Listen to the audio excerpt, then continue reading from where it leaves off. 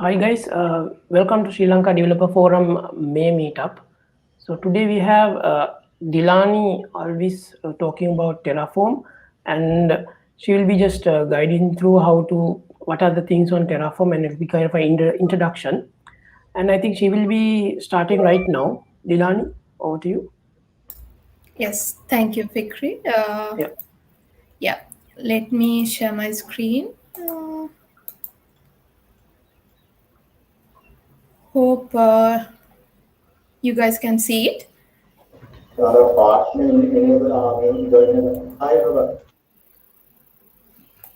Okay, so welcome to the first session of the day, how to git commit your cloud infrastructure.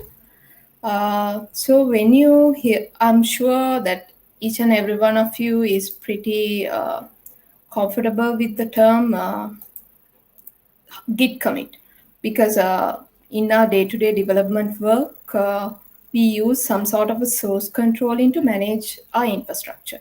So, but did you know that the same approach can be used to manage your infrastructure? So that's what we are going to talk about today, how we can apply this source controlling mechanism to manage our infrastructure with Terraform. So today I'll walk you through a few basic concepts of Terraform, and then let's take a sample application architecture and see how we can provision those resources required for it using Terraform in Azure. Yes. Before getting started, let me quickly introduce myself to you. I'm Dilani Alwis, and I'm currently working as an associate tech lead at 99X. And I have been in this software industry for more than 5 years now. So for the past couple of years, I have mainly worked with .NET and Angular stack. Okay, let's get started with this question. What is infrastructure as code? So in simple terms, we can say it as managing your infrastructure with a piece of code. Say applying the same approach you use to manage your application source code. So we know that when we want to spin up a VM or something, what we do is we go to the Azure portal, use it workflows, and with few clicks we try to create what we want. But here the difference is all the things you required, you write it in a code in a similar way you do in your development work, and then run it, and it will do the magic, and it will then create the whatever the resource you wanted to provision in your targeted cloud provider. So, in simple terms, IaC stands for Management of the Infrastructure in a descriptive model using the same versioning as a dev team uses for source code. I'm pretty sure now all of you got a understanding of what IaC stands for. So now you might wonder whether it's really worth the hassle to start managing your infrastructure also as code rather than not only your application source code. So over the past couple of months, our team also started using it, and I could really see a few benefits actually with the way we used to do things earlier and the way we doing things now. So thought of sharing it with you guys as well. Yeah, the first one is same as we have a history for our application source code, we can have a history for our infrastructure as well. So at any point of time, you can go and see for a given resource, what are the changes that has been done from the initial state and who has done those changes. So when you're mainly working in a team environment, I think this might be come up pretty handy, because everyone work on the same infrastructure, and people might do changes. So with this, you can see who has changed what. The next one is easy to restore the infrastructure.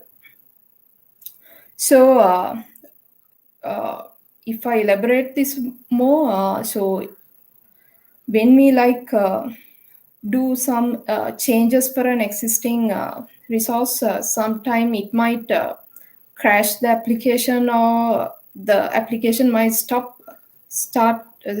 might stop working. So in such a scenario, what you can do is you can easily, since you have a versioning versioning system for your infrastructure, you can easily roll back to the previous state and make the application up and running within a few amount of time. The third point is fully automate. So as I mentioned, the way we used to do things is manually going to the Azure portal and create the stuff by ourselves. But when we take it into a practice of infrastructure as code, you can totally automate the full process by integrating CI/CD into the infrastructure as well, the same way you do for application code.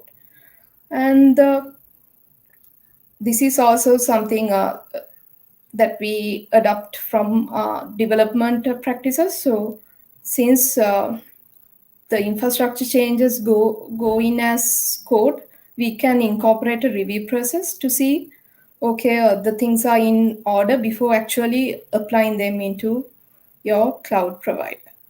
The last one is the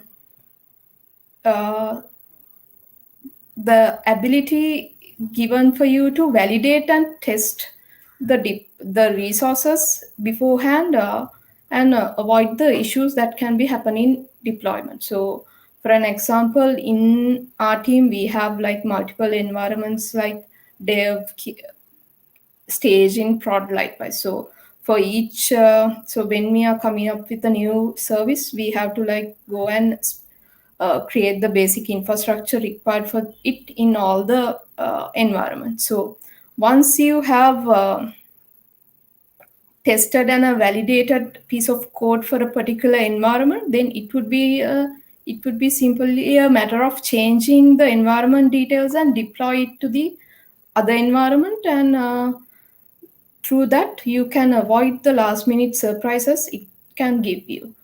So those are the few things, the benefits actually you can gain from this IaC approach. So as the next step, thought of sharing few tools available that can be used in this practice. So when it comes to the IaC tools, it can be actually divided into two categories. One is the orchestration tools and the configuration management tools. So actually, Terraform belongs into these orchestration tools. So what these tools do is it will help you to provision, manage, and organize the infrastructure with your cloud provider. And the configuration management tools like Puppet, Ansible, Chef, those are basically there for you to manage the softwares that are running in your infrastructure components. So with that, I believe now you got a basic understanding of what IaC is and why we should use it. Then let's jump into Terraform. So Terraform, so this is an open source tool developed by HashiCorp for simply managing your infrastructure in a safely and efficient manner.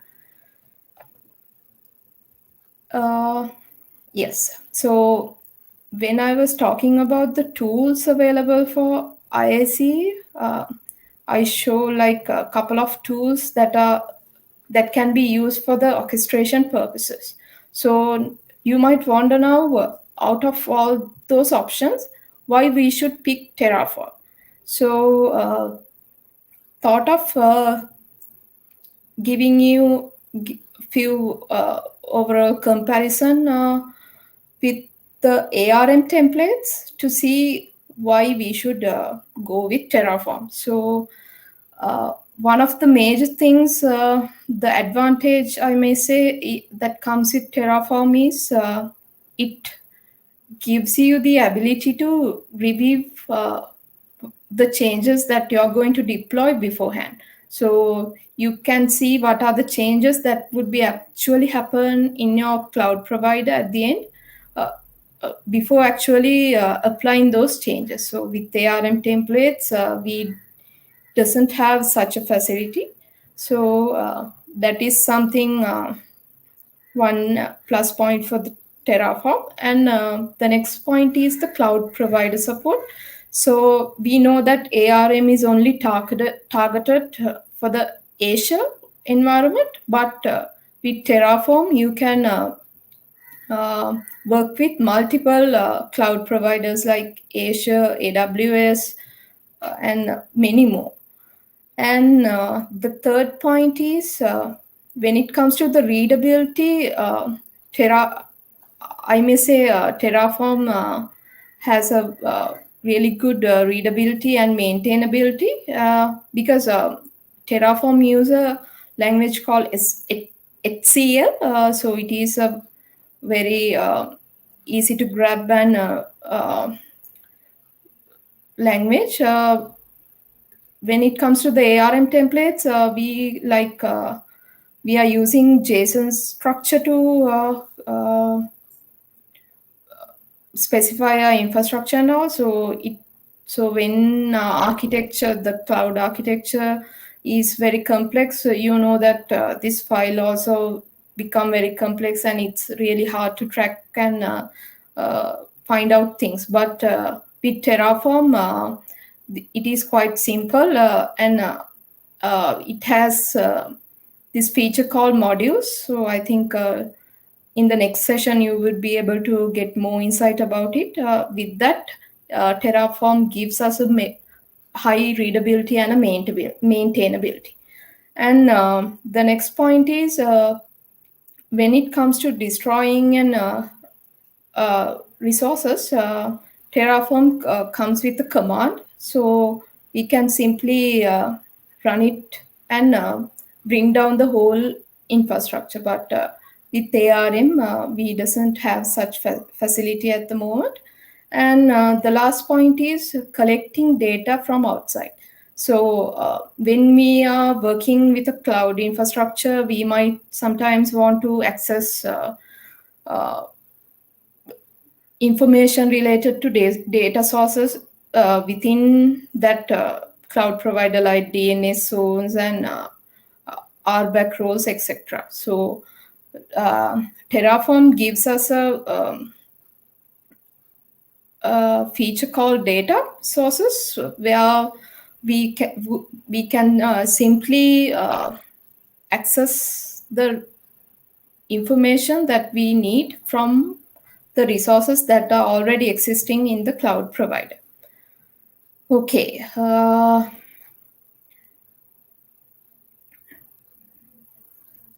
As the next step, we'll look into few basic things that you should know before getting started with Terraform. So there is this concept called Terraform providers. So actually, this Terraform providers are the plugins that are available with Terraform, which helps you to work with your cloud provider. And without a provider, you cannot do anything with the Terraform itself only. So you must have a provider, and when you are configuring your infrastructure through code, you must specify what is the provider that you're planning to use. And Terraform has its own registry called Terraform registry. There you can go and see what are the providers that are available currently.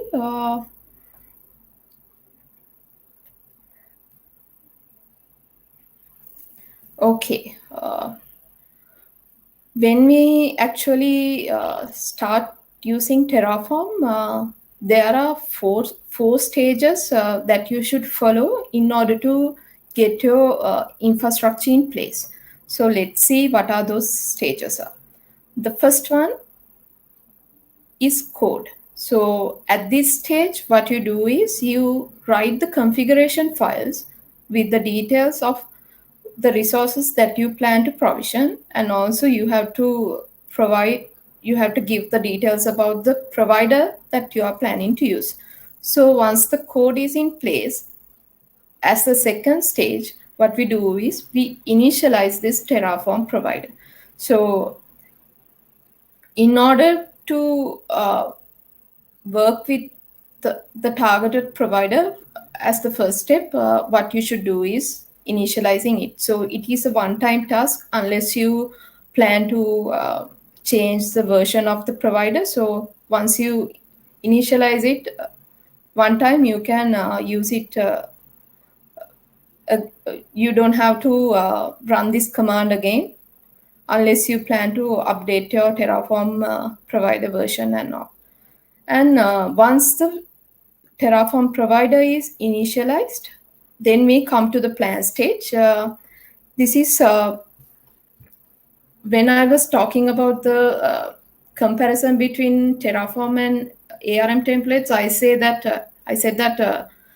Terraform gives you the ability to validate and review the changes that are actually going to be deployed. So that actually happens in this stage. So once you run a Terraform plan, what happens is it do a comparison with the current state of your infrastructure and the desired state of your infrastructure, and then it tells you, okay, these are the changes, or these are the new resources that would be get deployed after you apply this Terraform configuration. So once the plan is run, as the last stage, you can go ahead and apply these changes. And what it will do is then it will provision up the resources that you have mentioned in your configuration files in your targeted provider. Okay, I think that is pretty clear to everyone. So let's take a quick look at this Terraform state. So that is also something that you should be aware of when you're working with Terraform. So when we were talking about the stages of Terraform, I said that there's a stage called plan. And during that stage, what we do is we do a comparison of the desired stage and the actual state and see what are the changes that we are going to be actually deployed. So that is actually happening through this Terraform state. So there are mainly two ways. Sorry about that. Two ways you can manage the Terraform state. One is the local state storage, and the other one is the remote state storage. So by default, Terraform goes for the local state storage. So this one is more suitable when only one person is working, because if there is a team involved, then you have to keep this state in a remote location. So that is where the remote state storage comes in. So you can keep this in a storage account, and you can so with that you can make sure that your state file is secured and is shared with all the other team members as well. And before getting started with the demo, thought of sharing few commands that are available with Terraform as well. So these are the 4 basic commands that you would use day to day when you're going to go ahead with Terraform. Okay, I believe with that you got an basic understanding of what Terraform is and its basic concepts like Terraform providers, stages, and state. Then let's jump into the demo. So during today's demo, I have taken this sample application architecture where we have an web app which connects with an SQL database. So for this, we will be needing an app service plan, app service, and a SQL database server, and a SQL database. So let's see how we can actually use Terraform to create this targeted infrastructure in Azure. So for this demo, these are the softwares and tools I'm planning to use. So currently I'm using Terraform version 0.15.3 and also Azure CLI. And for the IDE, I'm using VS Code. And this HashiCorp Terraform extension is an extension that comes in Visual Studio Code that you could install, and it would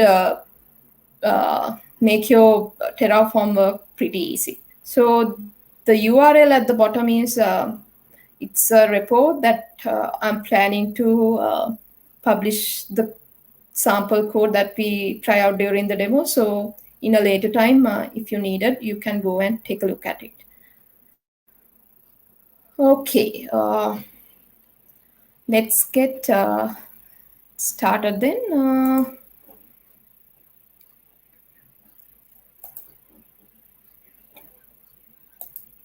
Let me bring up my IDE.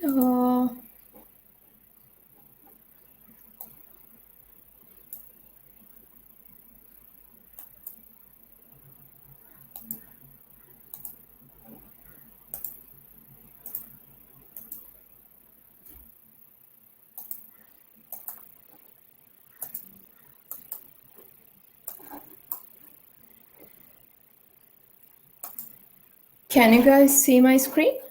I think, yeah, it's visible to everyone. So, yes.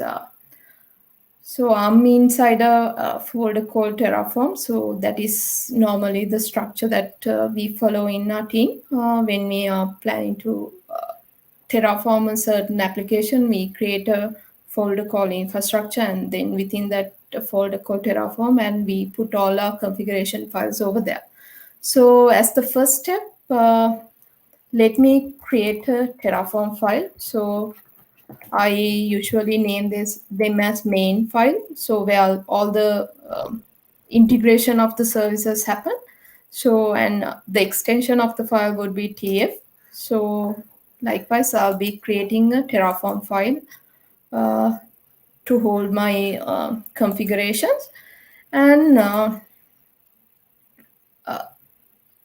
as the first step, what you should do is, as I mentioned during the walkthrough as well, is to tell the Terraform what is the provider that you're planning to use. So for that, I'm going to use this Terraform block.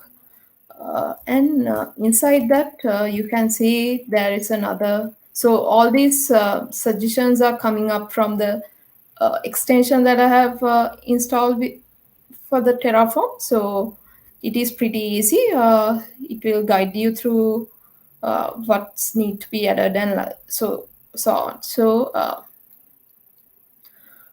okay, now we have defined the Terraform block, and inside that I'm going to say what are the required providers for this. So for that,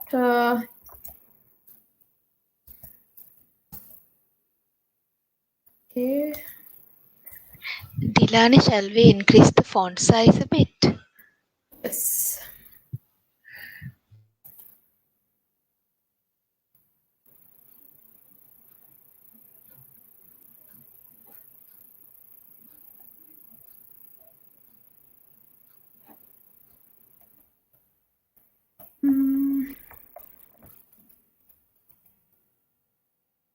Is this okay?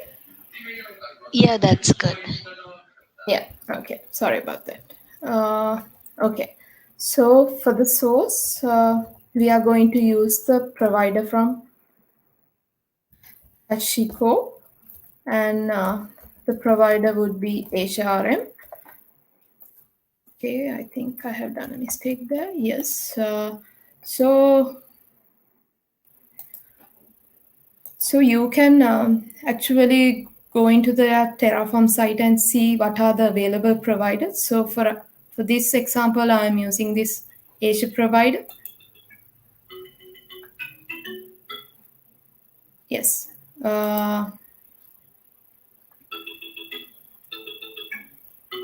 Okay. So afterwards,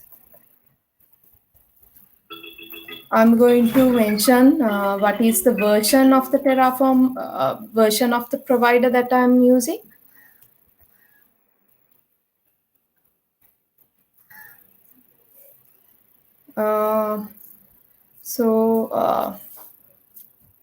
For this example, let me quickly go to the provider and see the version. So I'm planning to use the 2.57 version.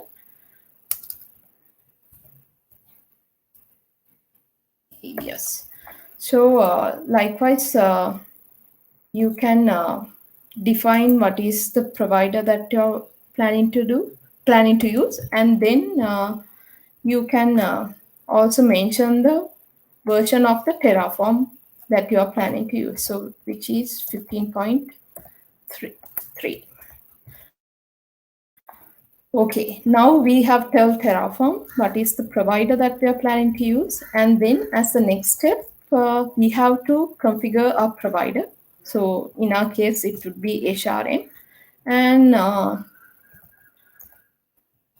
so yeah, I'll quickly show you what are the. So you can easily go into their documentation and see what are the parameters and everything available in the given resource. So for the provider, you can see we have certain parameters, and this features block is a required one. So we have to mention it, and it can be used to customize the provider. So in our case, which we are not planning to do, so I'm going to keep it as an empty block.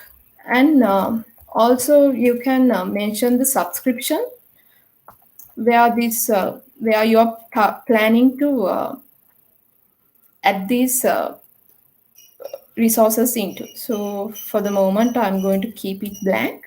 And so as I talked during the session, today we will be creating few resources. So the first one would be a resource group for us to hold the entire infrastructure.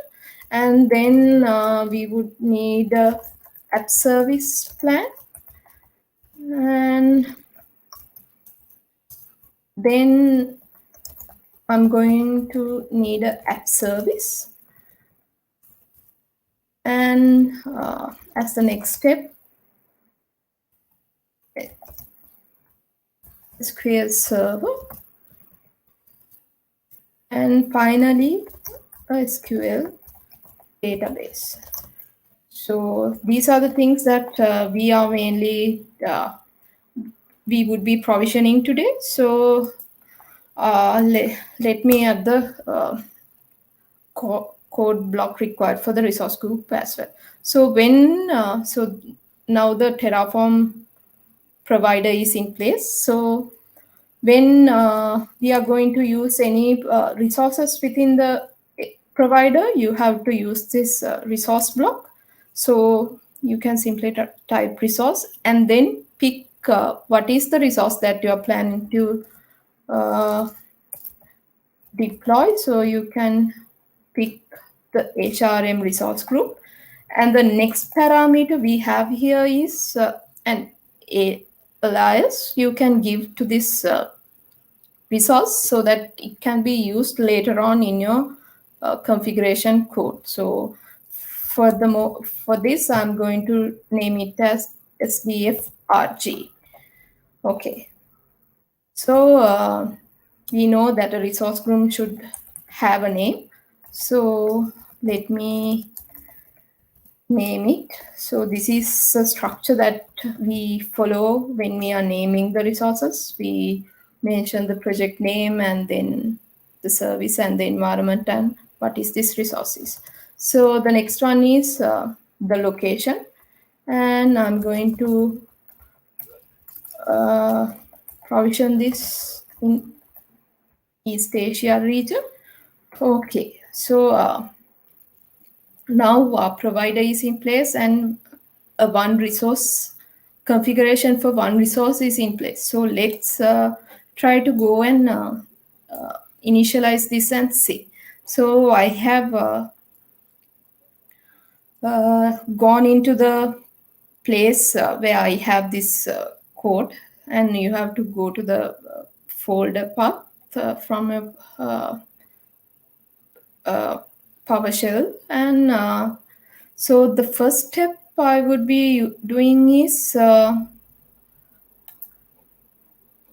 authorizing with my authenticating with my Azure. So actually there are a couple of ways that you can use to authenticate with Azure. So for this example, I'll be using the Azure CLI to do it. So you can go ahead and see what are the other available options there for you to authenticate. So I'm going to log into my Azure account. So it will prompt up for me to pick account and log in. Okay, the login is successful. In the meantime, I'll log in and keep in the browser. Yes. Okay. Yes. Once you log in, it will gives you the details of the infrastructure, details about your Azure environment. So from here, I'm going to copy this subscription ID and simply copy it here. Okay. Now everything is in place.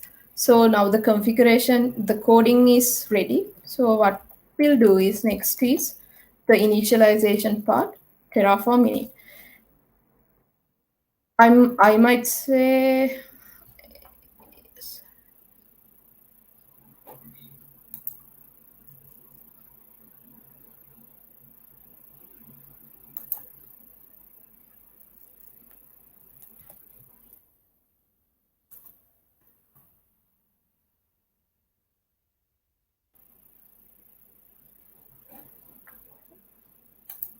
yes, it's giving me an error saying, okay, invalid version constraint. Okay, Terraform command must be valid before form version. So I'm using 15.3 and yes.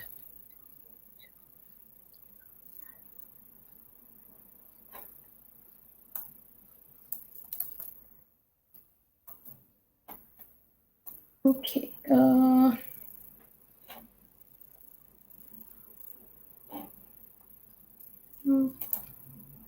It should be group.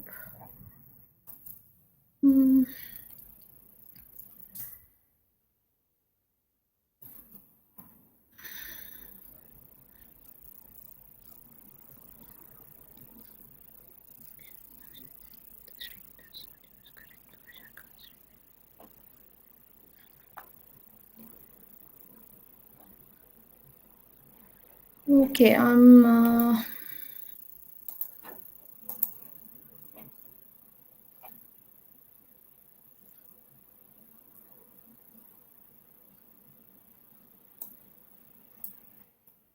let's try to use some other version and see.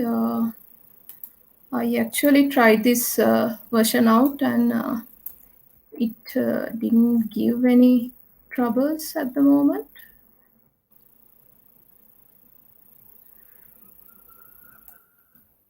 Okay. I think I did a mistake over here when defining this, so let me correct it. Azure. Yes.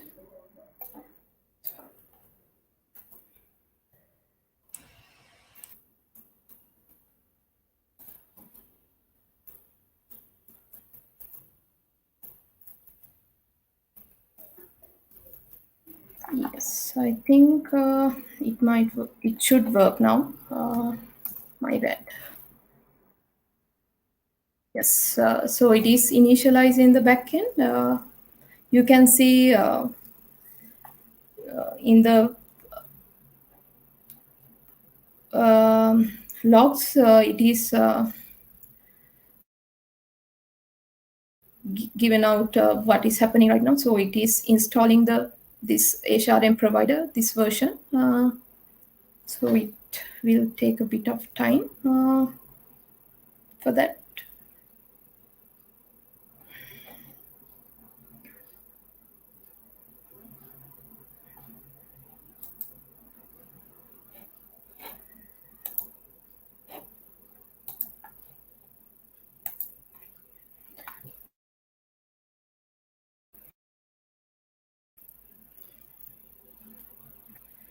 Yeah, another thing to add is for this walkthrough, I'm not using Terraform remote state management. So for this, I'll be not configuring any state storage to use as my remote state storage. So it will be creating the local state file.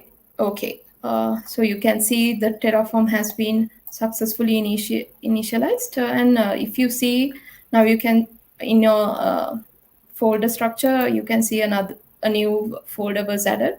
So it downloads the Terraform provider into your local machine, and also it creates a log file for the version of the provider. So next time when you are trying to initialize the Terraform instance, it makes sure to pick up the same version that you used earlier to avoid any issues that may come due to different versioning. Okay, so the Terraform is now initialized. So as the next stage, we would run a Terraform plan. So what happens at this stage is it would compare the existing state and the required state and see what are the changes that needs to be applied. Yes, you can see it will give you a clear, like a descriptive information, like okay, these are the resources that would be getting created. So for our case, it would be only the resource group, and you can see the name and the location that you have applied and all the other configurations. So for this one, we only have set these two properties. So from here, you can confirm and validate whether this is what that you expected. So now, since everything is okay, you can go ahead and apply the Terraform infrastructure. So what happens is it will go ahead and create this resource group in my Azure account. So until that happens, so when it is running apply, it asks for your confirmation to make sure that actually it needs to be get provision. So you can give your input as yes, and then it will go ahead from there and create the resource. So let us quickly go and see. Yeah, I think it's not being provisioned yet. We'll check in another couple of minutes. Until then, we'll go ahead and add the rest of the resources that we're going to use. So as I said, all the resources that we planning to provision should start with the resource block. And in here, it is the app service plan. Yes, you can pick the resource that you're planning to use and then give a alias for that as well. So as the resource group, this also we have to provide a name for this. So for that also, I'm going to use the same format and name it likewise. And then we know that all the resources that we provision in Azure should contain within a resource group. So that's why we created the resource group at the first page. So here you have to now provide what is the name of the resource group that this Azure service app service plan would should be created in. So for that, you can refer the resource Azure RM resource group, and from the alias we have created, so SDFRG. From that, you would be referring to that Azure resource group that you created, and then you can access its properties like name. And we need to give the location as well. So for that also, we are going to use the same approach and mention to use the same location where our resource group is created in.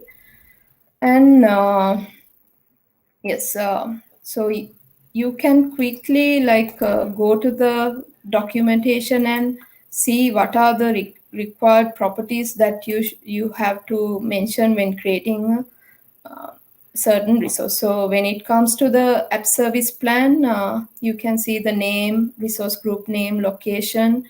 Those are like kind of mandatory fields, and also you have to provide the SKU. So let's go ahead and add that pricing details as well. So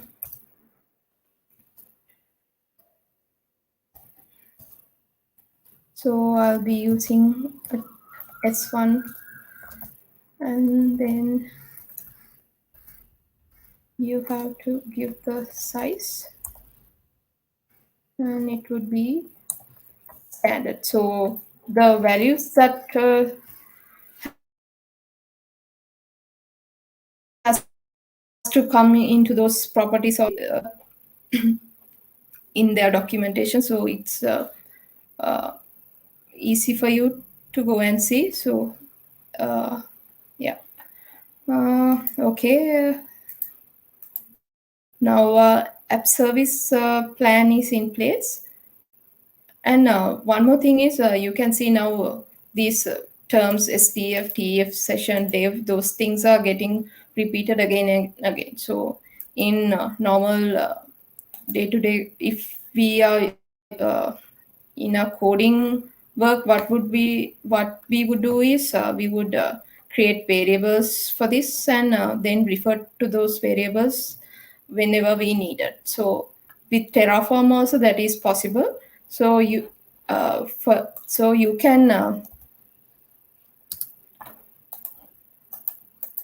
can create a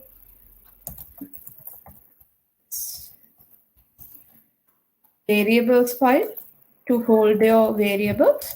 So and create whatever the things that you're going to you're needed, and provide with a default value. So for the project, I am going to provide a default value, and then then we have we'll call it service, and for that also I'm going to give a default value called session. And the next one is the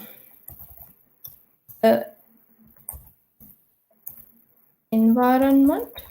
So for this, I'm not going to give a default value because when we actually going to use this infrastructure and deploy it into different environments, so that you can pass it the value for this and this variable at runtime and make it easy to deploy it in different infrastructures without much of a code change. So for that purpose, I'm going to add the subscription ID as an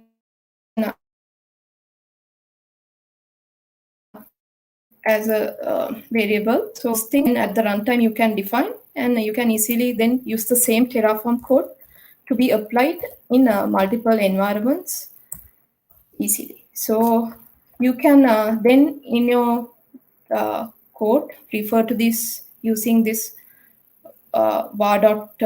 Variable name, and here I'm going to replace this block by referring to the variables I created.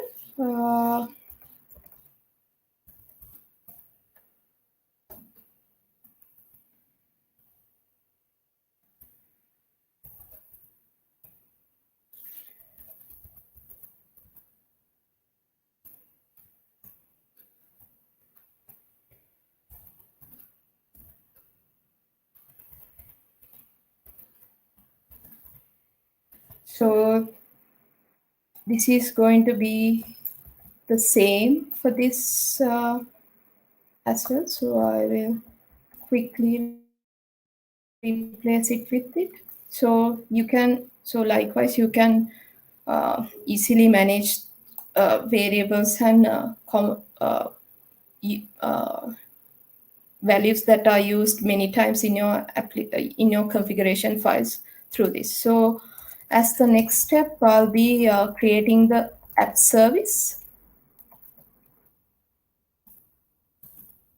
Yes, and give it the name. And so I'm going to copy these things so it won't take much time. So the name would follow the same format, and we would name it as AS since it is an app service, and the resource group and the location would be same as for the app service plan and the resource group. Okay. Yes, let's go and check whether our resource group is in place. Okay, you can see the resource group has been created. Now let's try to run these changes and see. So I'm running the Terraform plan stage. Now you can see we didn't provide any default values for these variables. So it is prompting for you to provide them at the runtime. And subscription ID, yes, I'll quickly copy it from here.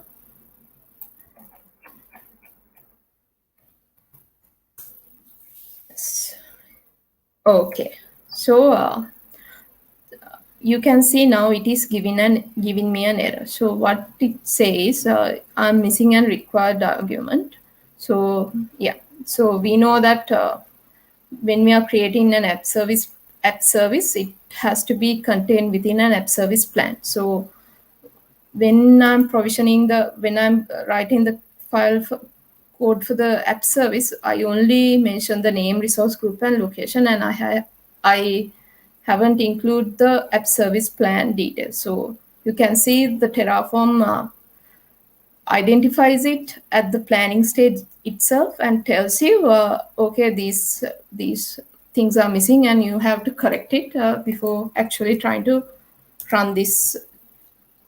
Okay, so yes, I'm going to add the app service plan ID, and for that I'm going to use the same approach I used to get the name of the resource group and the resource group location. So I'm referring to the resource HRM app service plan, and then I'm referring to my app service plan using the alias SDF app service plan, and then the ID of it. And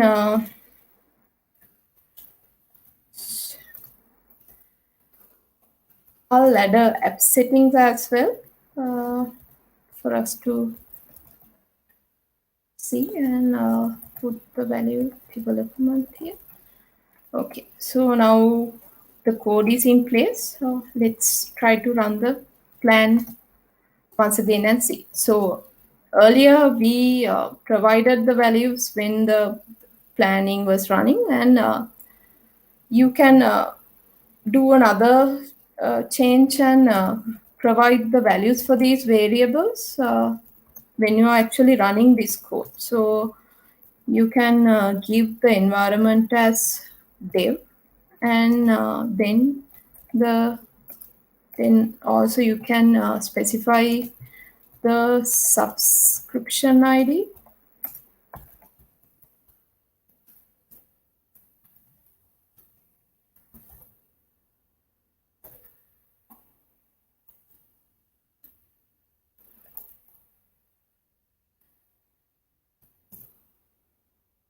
And run it.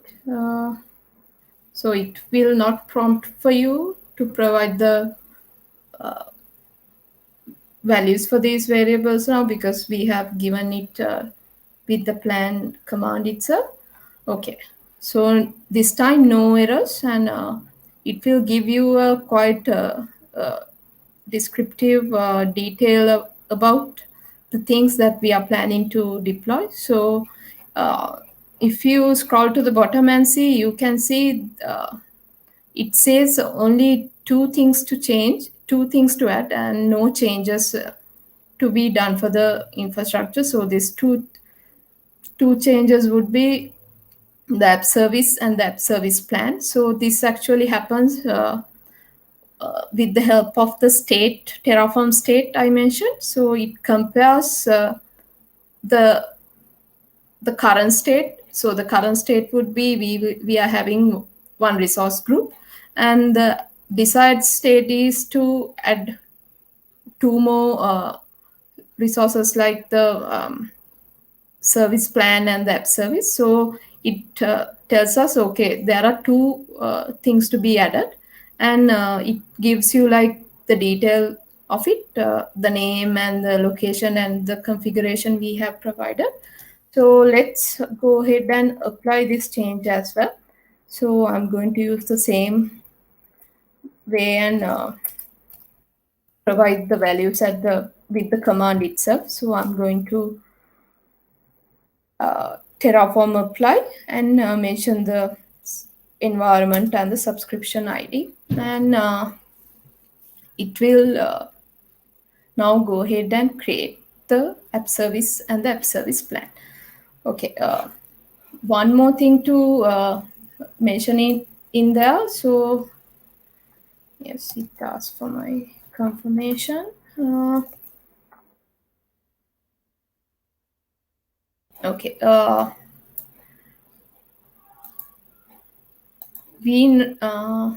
if you are familiar with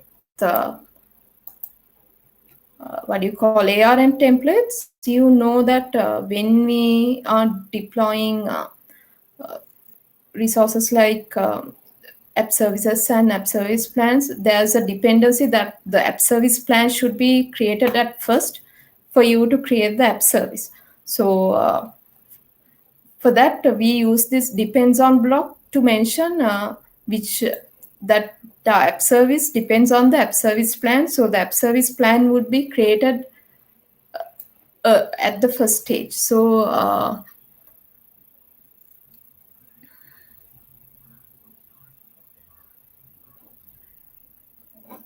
okay, error create app service plan.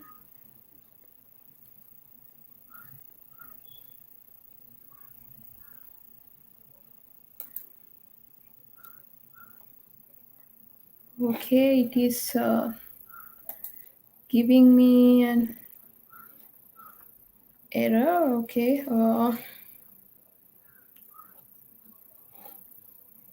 What does it say? So you can see now when we do when there are actually uh, any mismatches or anything that doesn't work well, it will give you an error, descriptive errors, which would be easy to understand and figure out what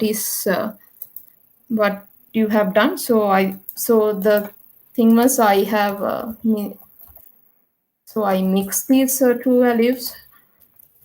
So yeah, the tier would be standard and the size is S1. So now you can see with this, it will work fine. So as I said, shown in the ARM template, we are manually telling that telling when there is a dependency. But when you go through the Terraform code, you can see that we haven't done anything like that. So what happens is Terraform implicitly manage that dependency. So in here, since we have used this app service plan ID, Terraform knows that app service plan needs to be created beforehand. So it will go ahead and create it first before creating a app service.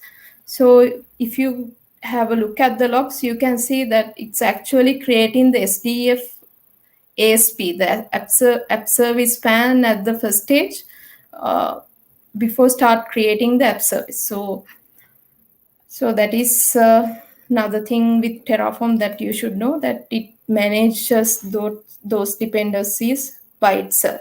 So while it is running, let's quickly go and add the resources for the SQL Server. And I'm going to copy these values since it's going to be the same. And let's have a quick look at the documentation to see what are the required arguments that we should provide. So you can go to database and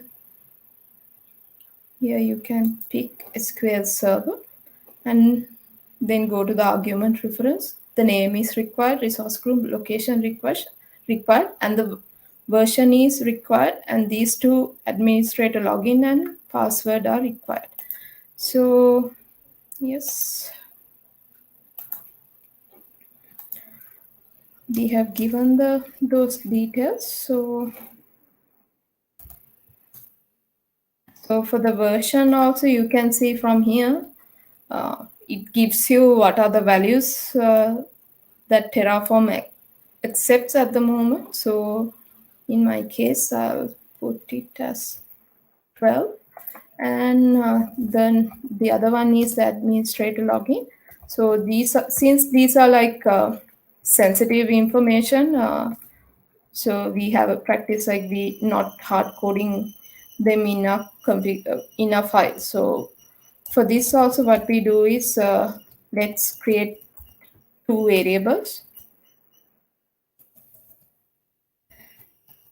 and use it, and then the administrator login password, admin password. Okay. So everything needed for the SQL Server is in place, and then let's quickly create the database.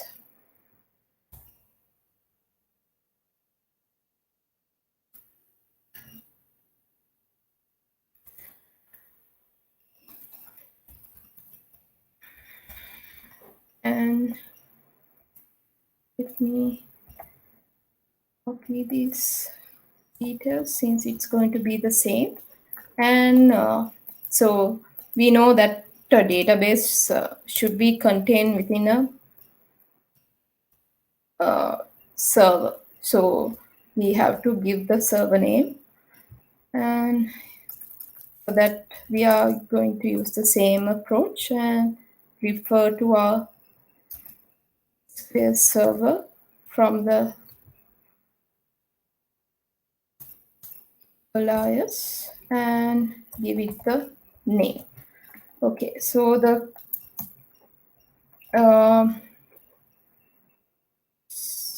code for the SQL Server and database also in place, and we have added 2 variables. So what we should do is we should go and create those variables, and with these variables you can give a description to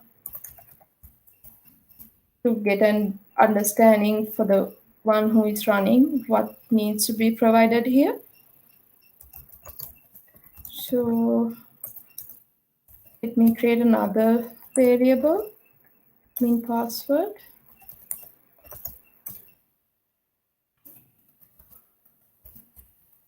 Okay, so yeah, those things are in place, and now let's go and I type the apply command straight away. So at the first, you can actually go ahead and apply it also, because it will give you the same validation and check whether things are in order. So if you now run the plan, you can see it first asks for the name for the server login. So I'm going to mention as admin and going to give some password. Okay, so the thing with Terraform is whenever you make a mistake, it will give you an hint and allow you to correct it. So the version should be 12.0.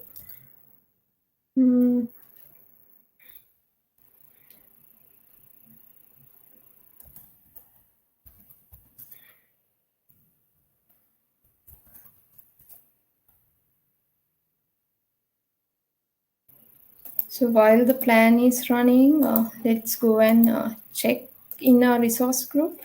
So since we applied a app service and the app service plan, those two are in place now.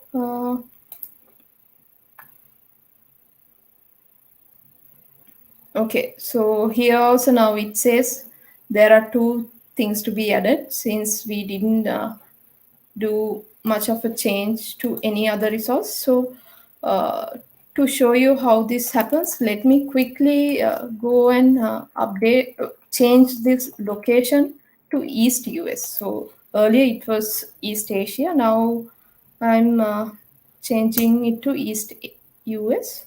So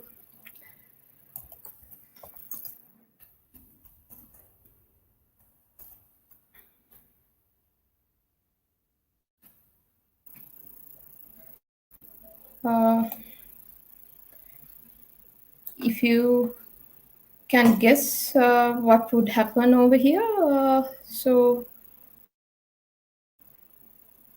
at the summary of the plan stage, it will give us like 5 resources to add and 3 to destroy. So what actually happens is Terraform consider these as immutable resources. So once you do a change, once you applied something, it cannot be changed. So you have to like destroy it and recreate it once again. So the app service and the resource group and app service plan, all 3 would get destroyed and recreate with the new location we provided. So I just want to like show that also to you. So okay, then let's straight away go and apply this.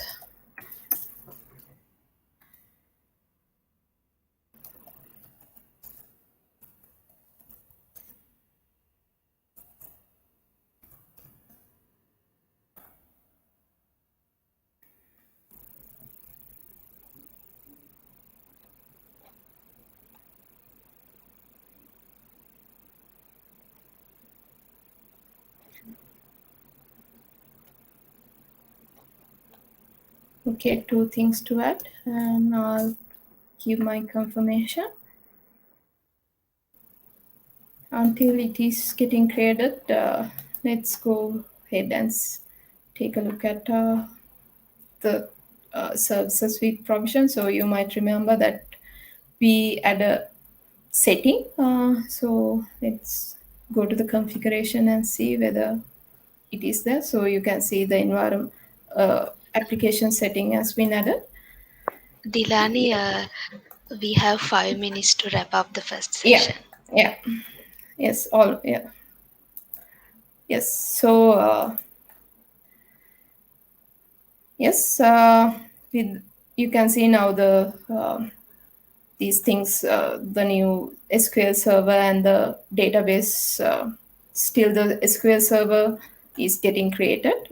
So once until it's getting spinning up, we can go ahead and take if there are any questions from you guys.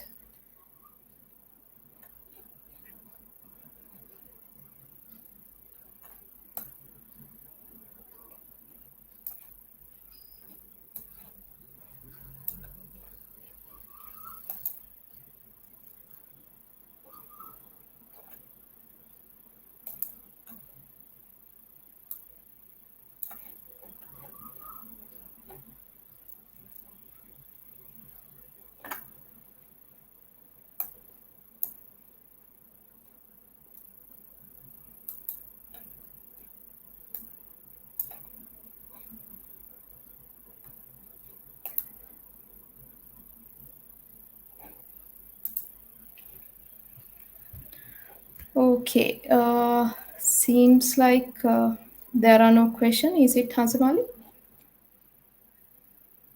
No questions posted yet, Dilani. If Okay. that in the end of the second session, if we get any questions, Yeah, let's yeah, answer.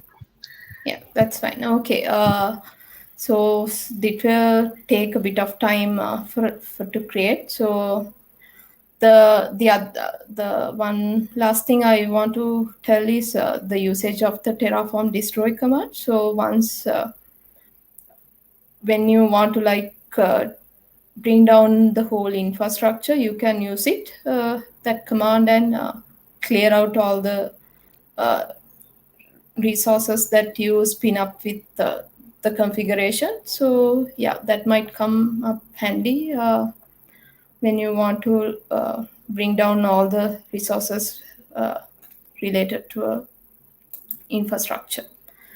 Yes. Okay. Yeah.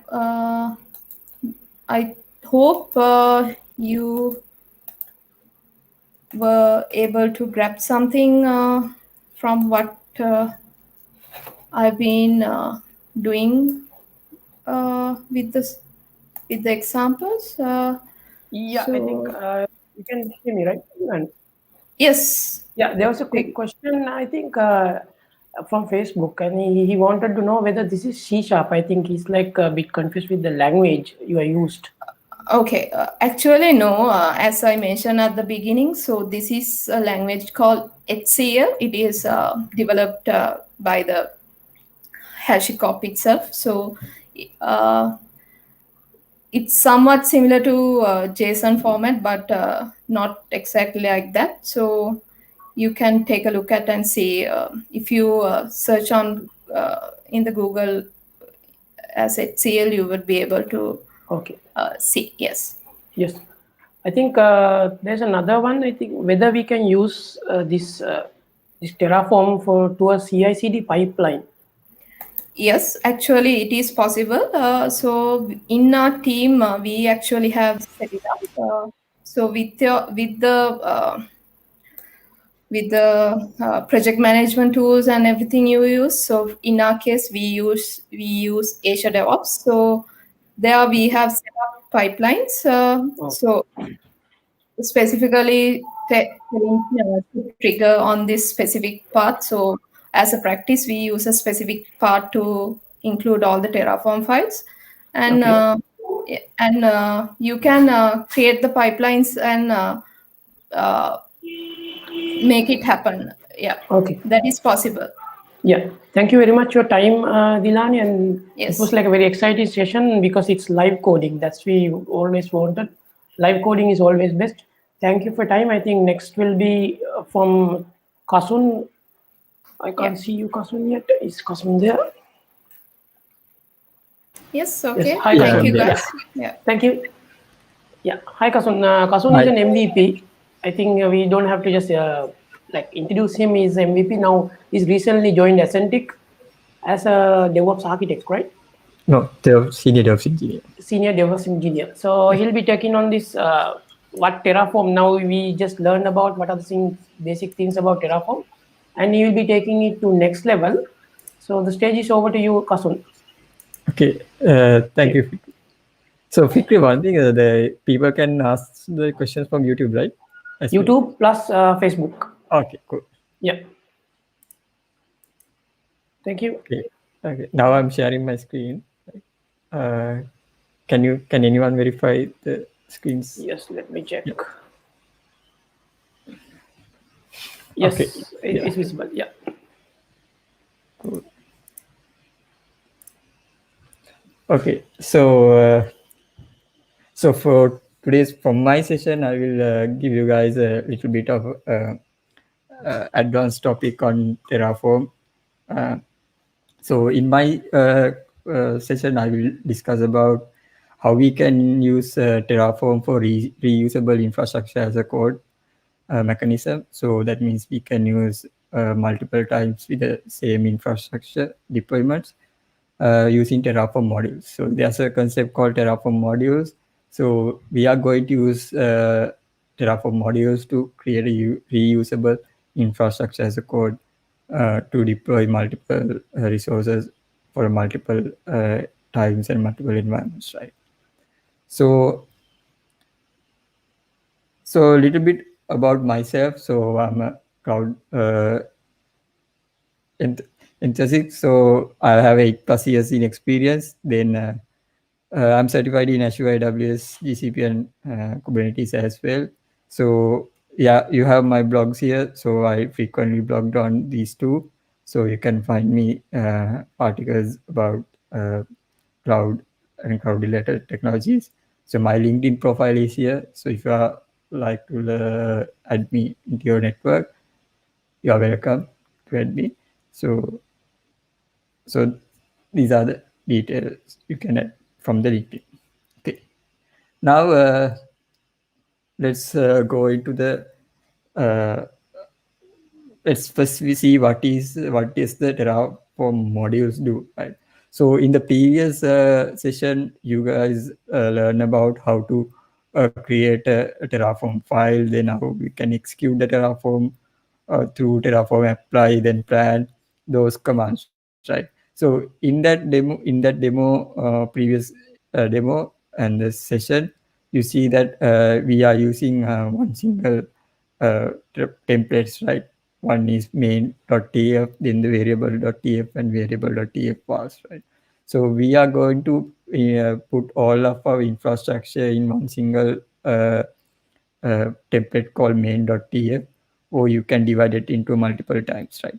But the disadvantage of using that one is, let's assume that you need to create a same set of infrastructure on a multiple times, right? So then what you have to do is you have to recode the same code multiple times. We call it as code multiple codes, right? So that means if you want to create two virtual machines or two virtual machines for two environments, then you have to create a same set of code, Terraform code, into the copy it and use it in the other environment as well. So to avoid this kind of situations, we can use Terraform modules. From the Terraform modules, what we are going to use is we are going to create different modules for each of the infrastructure. So I think most of you guys come from the development background.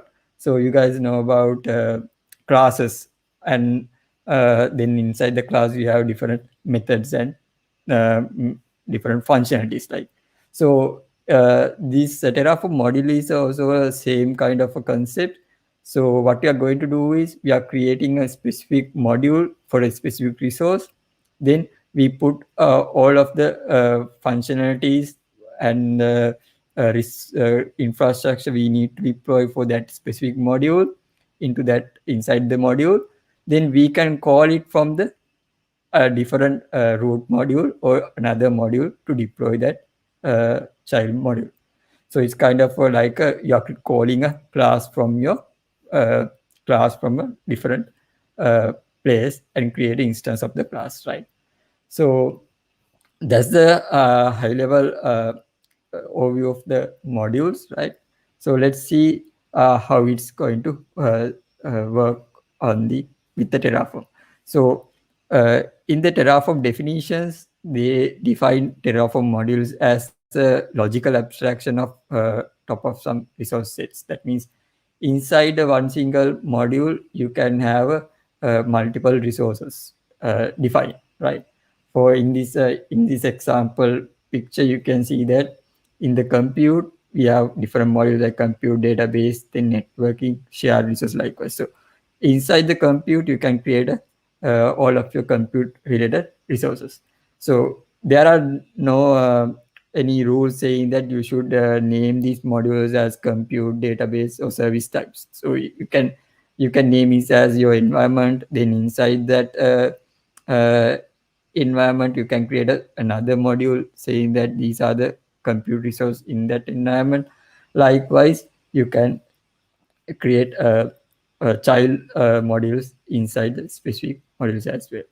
So as shown in this picture, you can see that we have a logical abstraction with different resource sets, and we are using one main root module to call those child modules when you need to deploy an instance of that module. So it's allow you to group resources together and reuse these groups later, possibly many times. So that's the very good advantage. So you don't have to rewrite the code multiple times. So you can specify the specific resource set in one single module. Then you can use that module in many places, and you can use it in multiple times. So what will happen when you plan and Terraform apply? First, Terraform will go to the root module. Then inside the root module, we are specify what are the child modules we need to call, and Terraform engine will go and call those child modules and connect them each other to deploy your applications. Okay, so this is a picture of how the Terraform module structure works, right? So in the best practices way, what we are going to do is we have a root module in your root folder, root path of your Terraform code. In that root module, we are using mainly three files, right? What is main? One is main.tf, then the output.tf, then the variable of tf. Then we can use the child modules, specify different child modules. Then inside those child modules, we are going to use the same file naming conversion. So it is very easy, but it doesn't mean that you cannot name those files in a different name. It's your preference, but I always use those file naming conversion we use in the parent module or root module. So in the child modules also, you can specify main.tf, output.tf, and variable.tf. So these main.tf, output.tf, then the variable.tf in the child module will define the resources that are into the child module, right? So then when we need to pass any variables into the child modules, we can use the parent modules variable files to pass those to the child modules through the main.tf, right? Okay, so that's the high level of this child module structure. So you can have many number of modules in the Terraform file, Terraform folder, your root folder.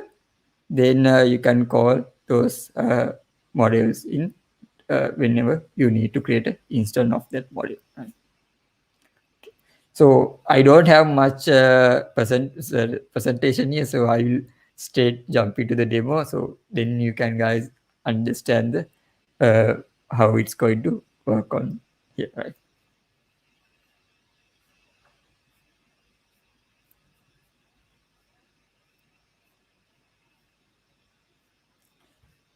Okay, so this is my Terraform file, Terraform folder that with the modules, right? So in here, wait, I can't see my, okay. So in this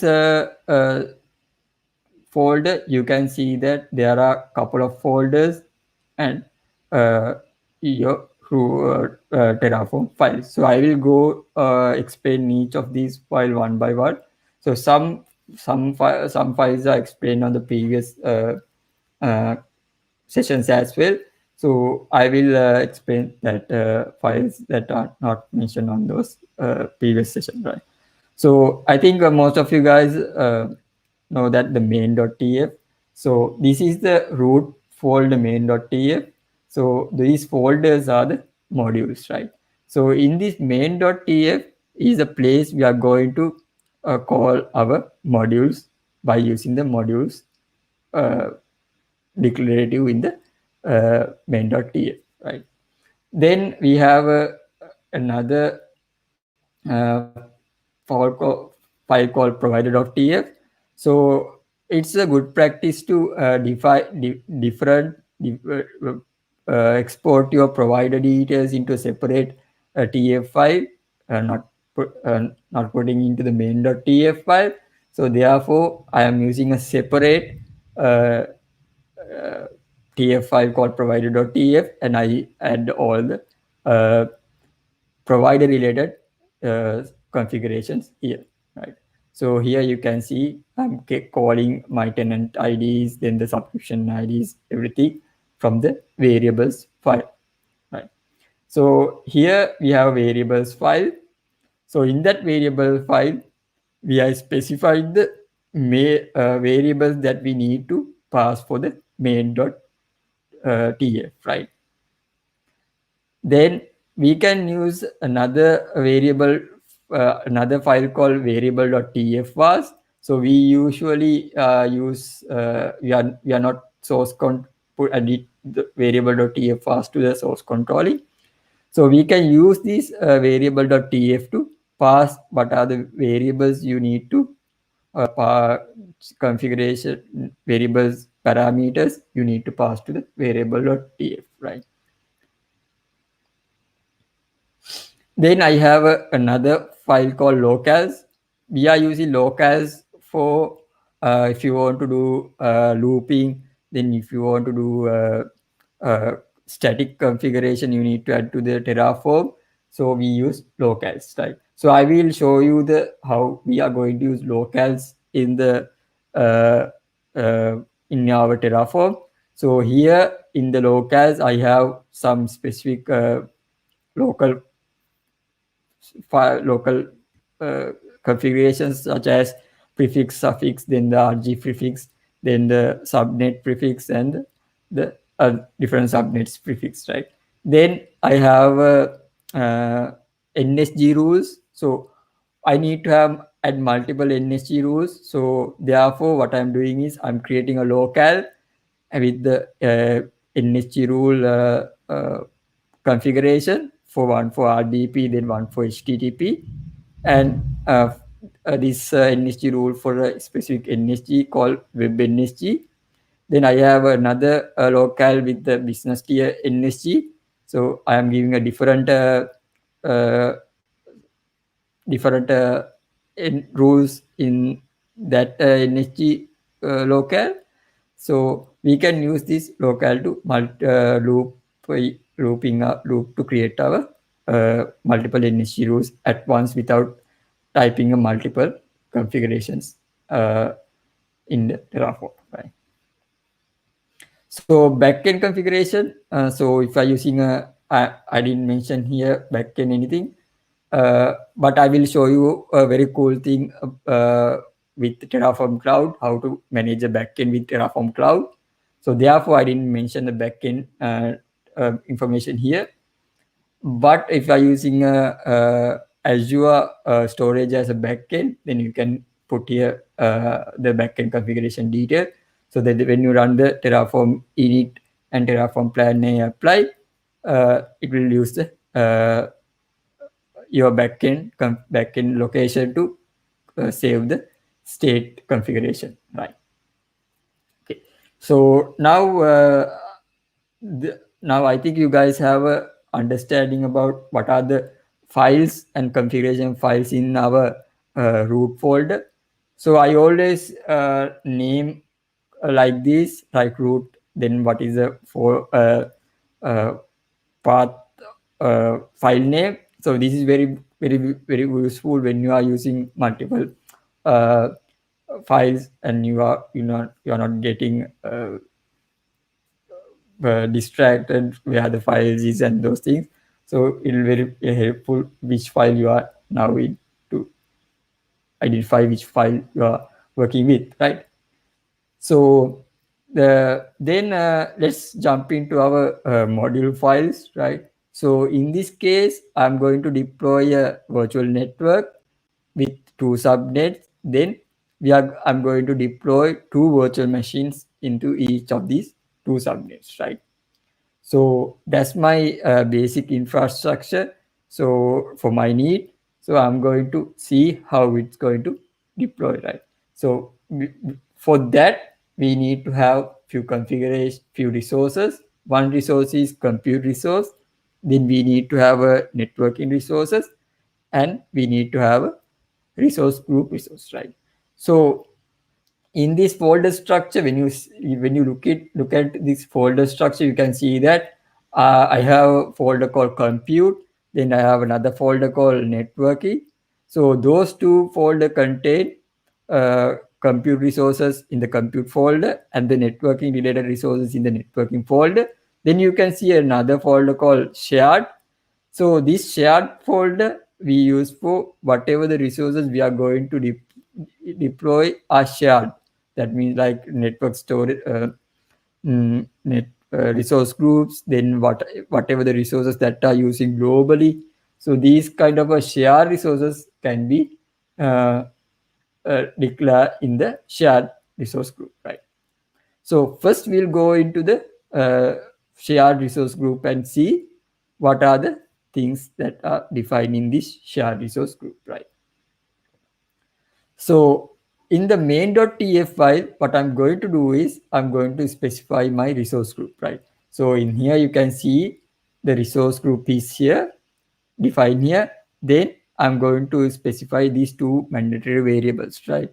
So one is location, then another one is the resource group name. So you may wonder how the location and the RG name going to come to here, right?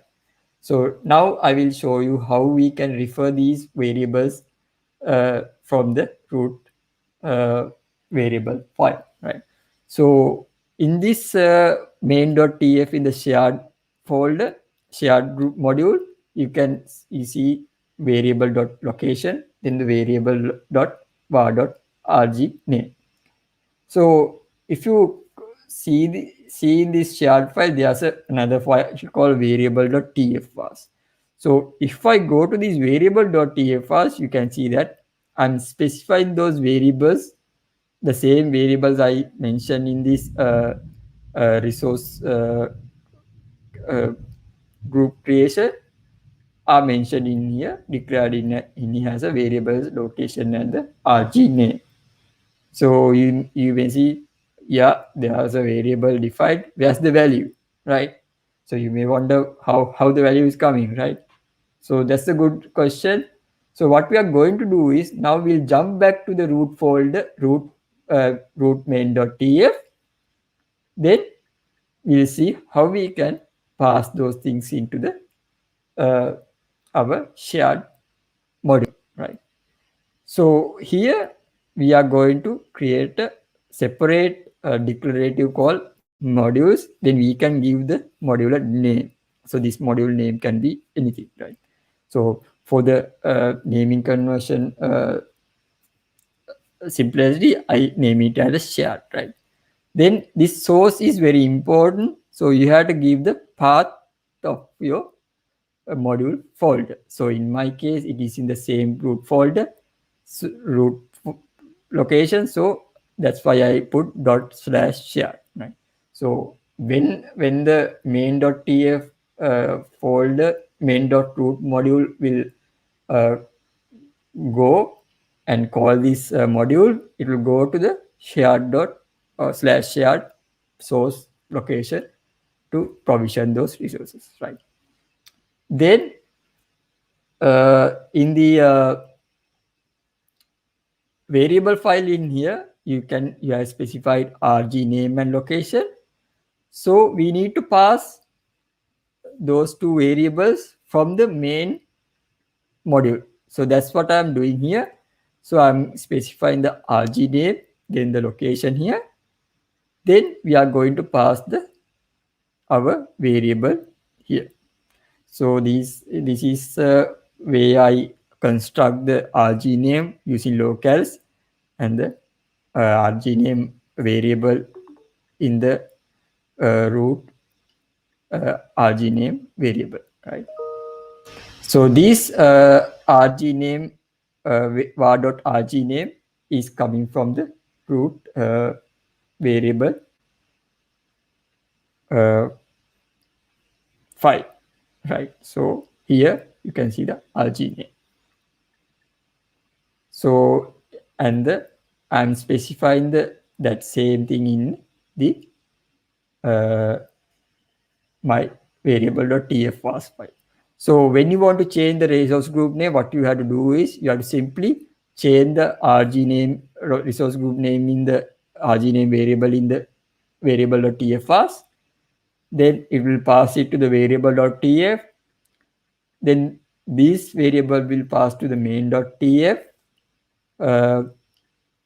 RG name variable with these other concatenations. Then this RG name variable will be passed to the variable.tf in the shared variable file. Then these from the variable.tf in the shared.tf field, that value will be passed to the main.tf variable.rg name. So that's the flow of the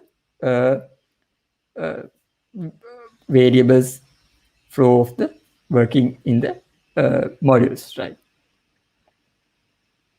So that's likewise. So I have mentioned the var.location as well.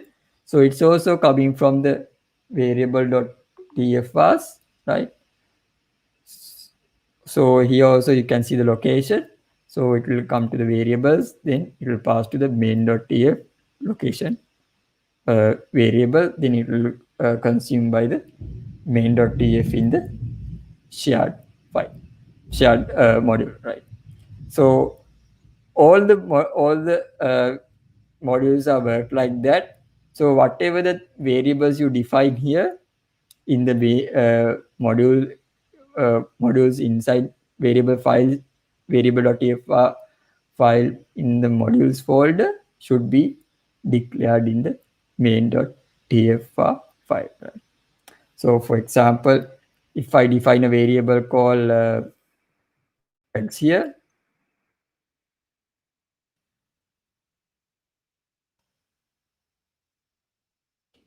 so you can see that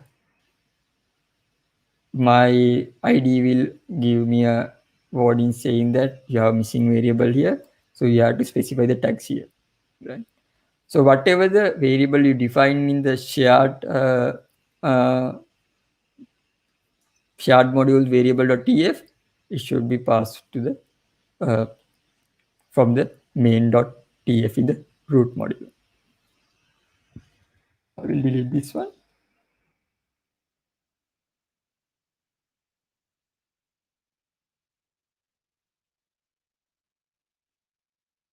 Okay.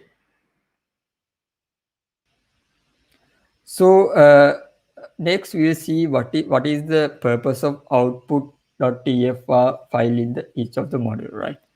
So in each of the module, we can output specific variable, specific resource details to consume by the other modules through the output.tf files.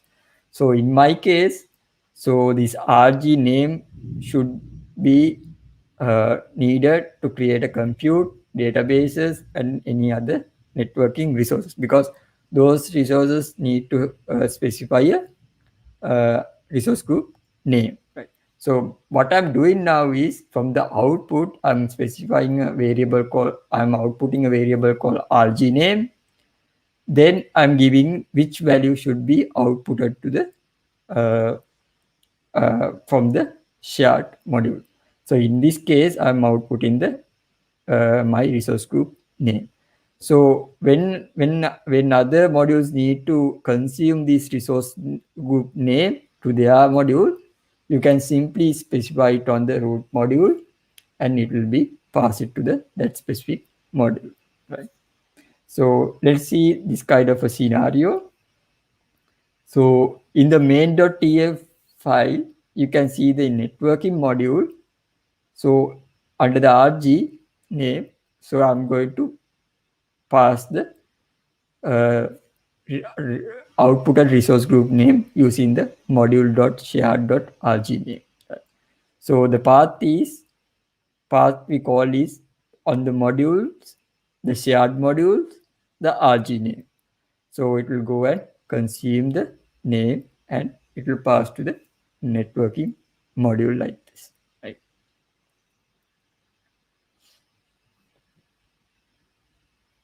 Okay. Okay, now let's go into the other networking module. Then we'll see some few features, advanced features that we can use in Terraform, right? So here we are using to create a virtual network. So we use the variables, as I mentioned previously, that are passed from the main.tf. So in here you can see that there are var.vnet So this is coming from the variable.tf file in the network module. So the vnet So from the main.tf, what we'll do is we are passing the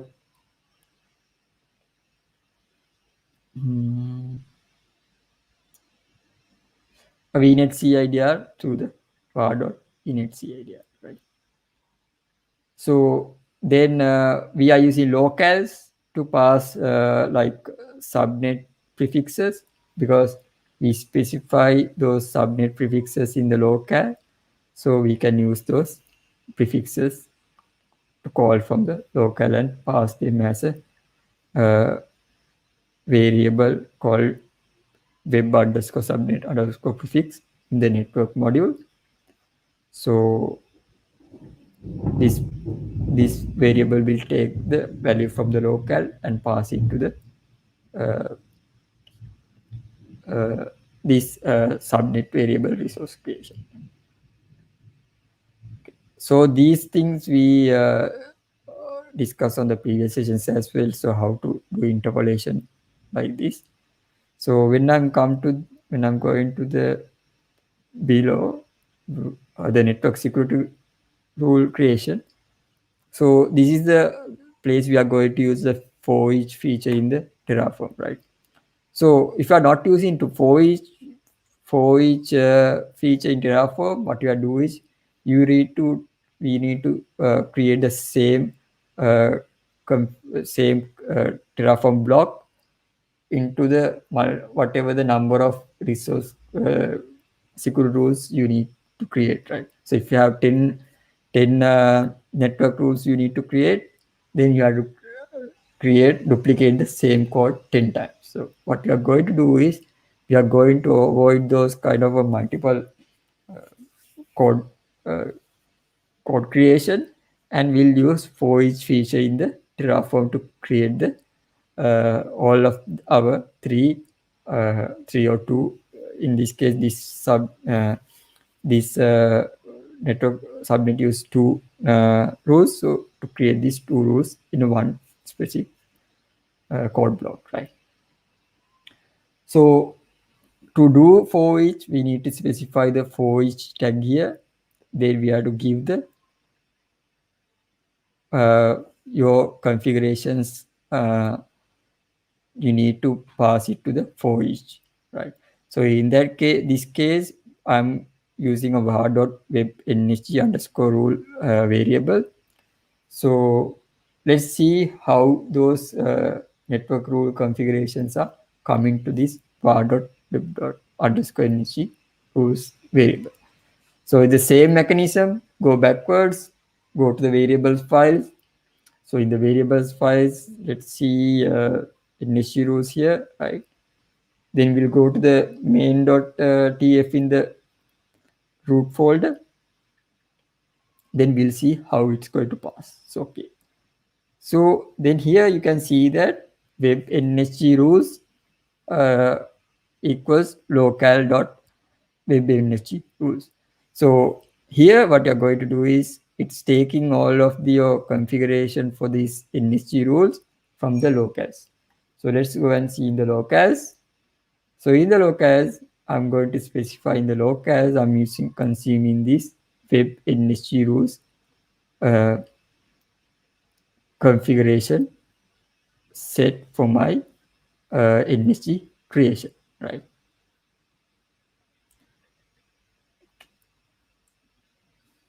So then it will pass to the network main.tf. Then from the for each, we can do is we can each of these values into that specific parameter, right? So we have to make sure that these names are equivalent to your locals values. So here you can see name, priority, direction, access local. Those are same same parameters as mentioned in the Terraform documentation. So you have to make sure that those things are equal when you are passing it to the for each, right? So it will go through the first one, then it will go to the second one and create that two rules. Right? So we are doing the same thing to our business NSG rule as well. So we are using the for each capability to for each the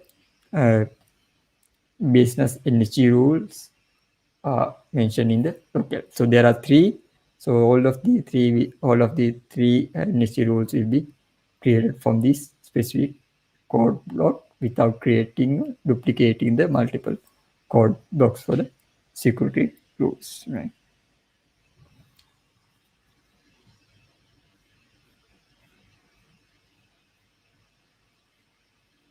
Okay. Now let's go to the compute one and see what are the things we are going to do in the compute one.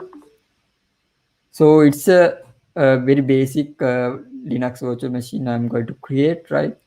So here I'm going to use count parameter here. So by using count parameter, I can specify how many virtual machines I need to create for this module, right?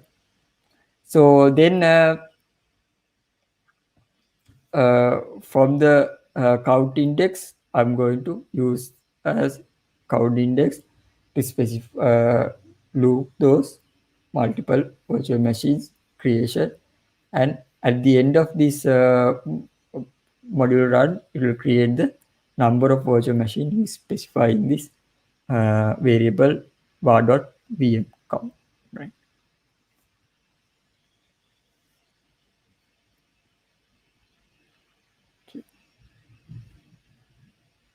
So I hard coded this admin and password, but it's not a best practice. So you have to make sure you move it to the variables and put it on the variable.tf, right?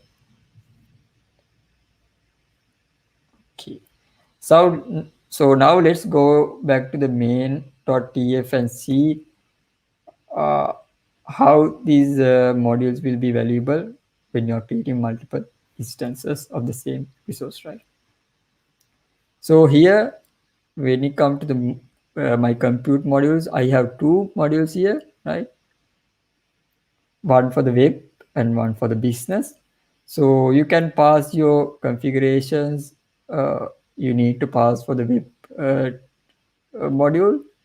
Then what are the, if there are any other specific configuration you need to pass to the business module, you can specify them here as well, right?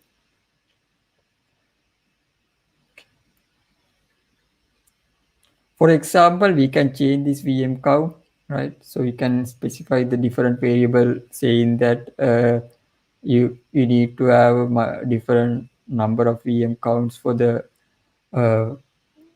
web tier and the business tier. Then you can define two variables like web VM count, then business tier VM count. Then you can put different values there, and you can substitute it with the, you can call it that variable from these different two VM count parameters. Then it will go and change those VMs as it is, create this VM as it is, right? So you can see that using these kind of modules, you can create any number of compute instances of your compute configuration for your need, right? Okay.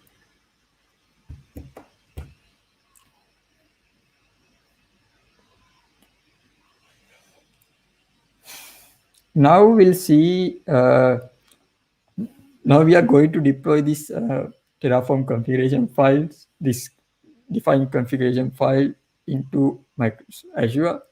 So in this demo, I'm going to use a different approach than using my local state file, local type in using local Terraform executable. So I'm going to use here is using Terraform Cloud, right? So let's go into the Terraform Cloud, right? So here Terraform Cloud, I have workspaces, right? So these codes all are versionized. That means this code is in my GitHub repo, right? So if I go to my GitHub repo here, SLDF Terraform, you can see that all the codes are in here, right? So what I'm going to do is I'm using Terraform Cloud to use this GitHub repo to provision my resources into the Azure, right? So for that one, we need to connect our Terraform Cloud with your GitHub. Then if you do any commit into your GitHub configuration for a specific branch, you can mention those things in the Terraform Cloud, and Terraform will be execute the Terraform apply init apply plan, and it will go and provision it to your cloud provider, right? So in this scenario, I'm using Azure with the GitHub. So I'm going to my workspace SLDF Terraform, right? So in this workspace, first thing I need to do is I need to specify the variables, right? That need for my configurations, right? This is equivalent to the TF Terraform TF was file in the my local code repo, right? So you can specify those specific variables in the variables section in the workspace, right? Here you can see all of the variables that are mentioned in the TF was file will be here. The good thing about here is if you have any sensitive data, so you can mark it as sensitive, so no one can see those data. Then to integrate this with GitHub, you have to do is you have to go to the settings, then go to the Terraform Cloud setting, then version IaC providers. Then here I have two providers, one is Azure DevOps and GitHub, right? So you can integrate those two.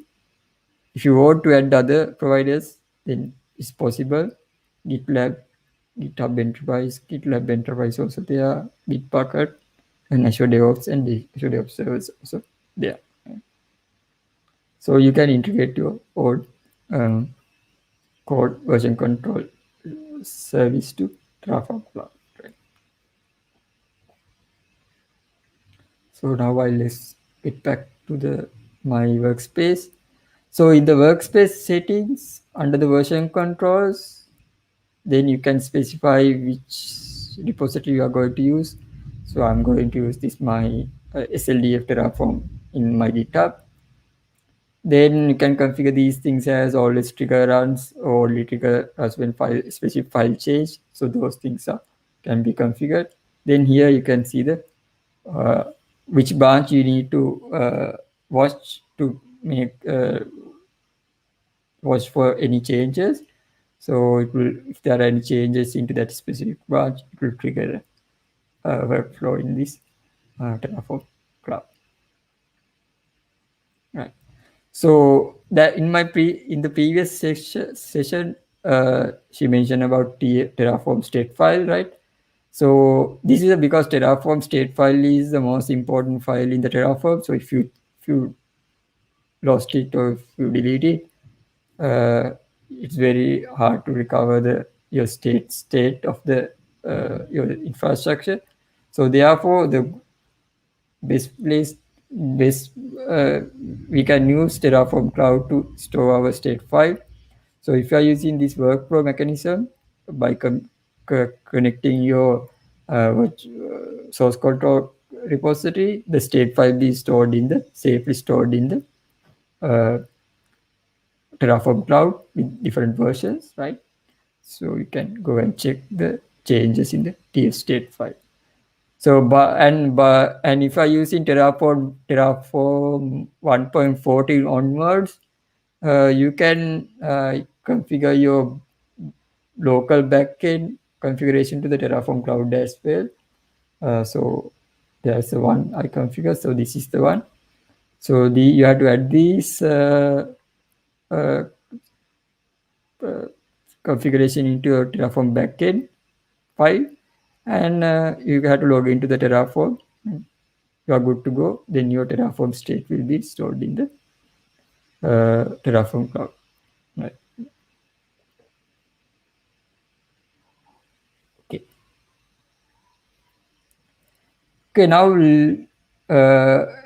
and in your workspace under the runs, you can see what are the runs and their states. So I can see applied ones, failed one, cancel one. There are different things. So you can manually trigger the plan manually, or you can, as you configured in the settings of this workflow, you can trigger it based on your branch configurations. Okay, I think I covered a lot of things. Okay.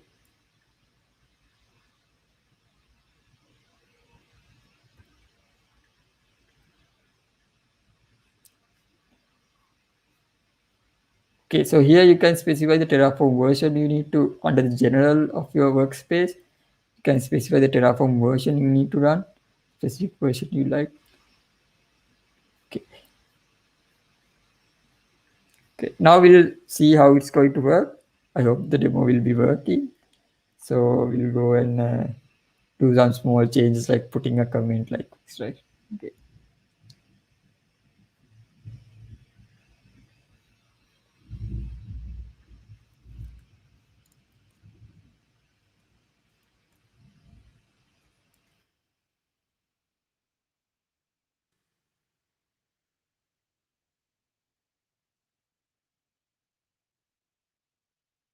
So I put a comment, so it, yeah, you can do a git commit now. So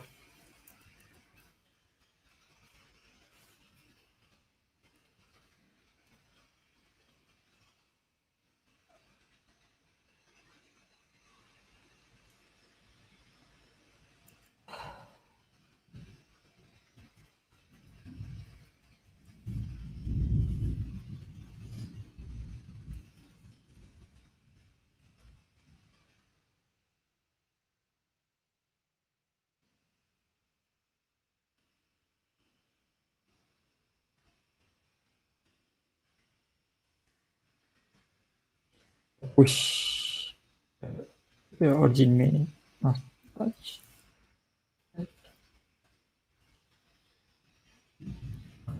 Now the code is pushed, right? So instantly there will be a run will be triggered, right?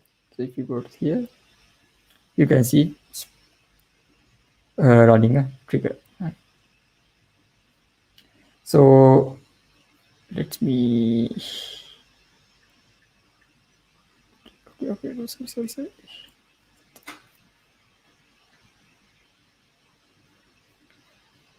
Okay, I will show it. So the plan will run. So it will show you the same plan you run when you're running on locally. So it will show you what are the resources you are going to deploy and those stuff, right? At the end, it will show you how many resources you are going to add, right? Then under here you have the option to confirm and apply, or if you want to discard the run, or if you want to add a comment, can do it. So I will go and confirm and apply. I put approved. Then I click confirm plan. Then after you complete confirm, you will go and apply your resources. Right?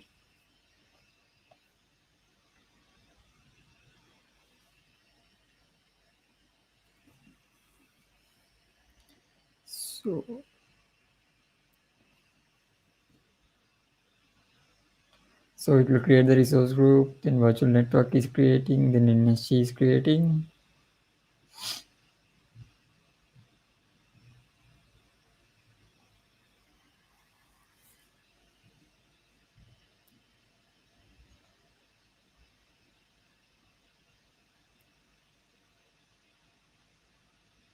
So you can see that the path here, right? So it's calling module.shared path, right? The module, then networking, then the resource of the in that module, right? It's going as a module, right? So here you can see that module business, module web. That means if you have multiple instances with the same module, you will go and create from a specific module. So there are two VMs are creating under the web module. Then two VMs are creating under my business module as well. Okay, so let's jump into the Azure and see that it is creating.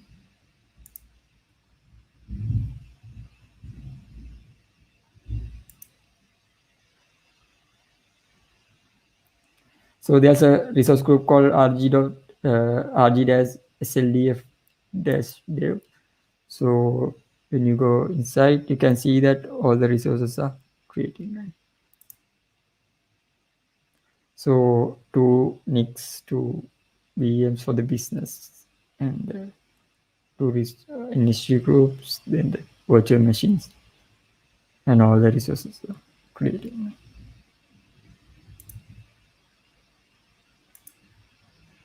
Okay. So the so apply finished, right? So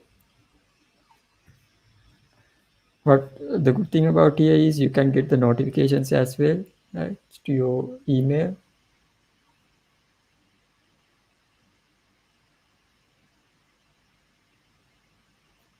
So if you configure notifications in your workspace, right, here under the settings, under the notifications, you can create a notification. So in here, you can specify which notification you need to trigger. Right? I completed apply likewise. Then you can notify, your email will be notified when there's a failure completion.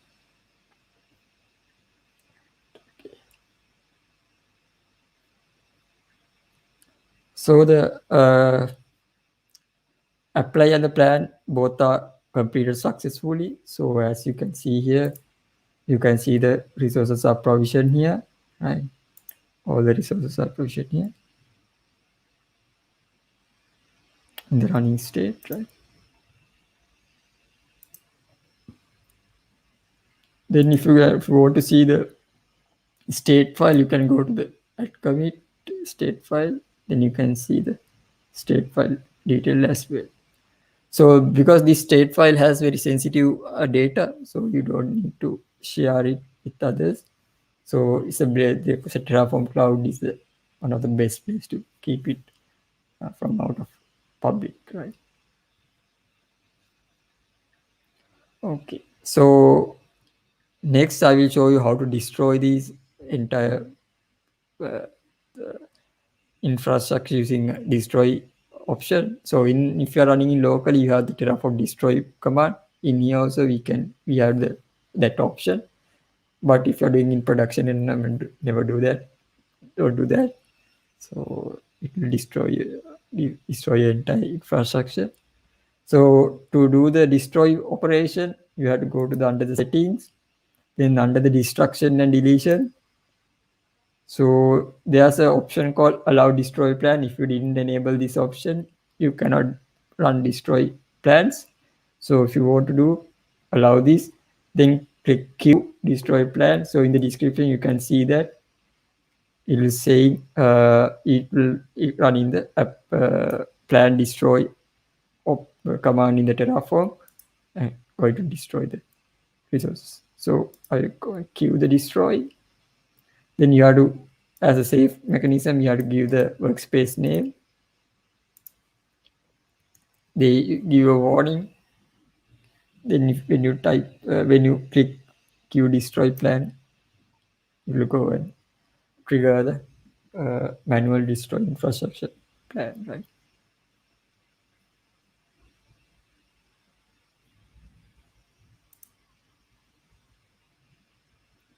So it will go as the same same steps, plan.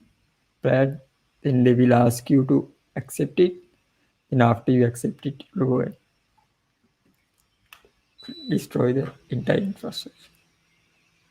So here you can see 0 to add, 0 to change, 21 to destroy.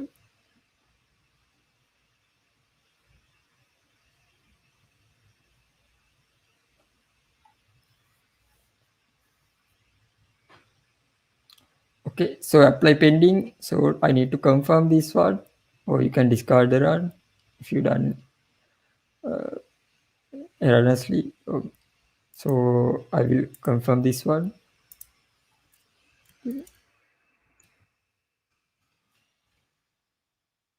The plan.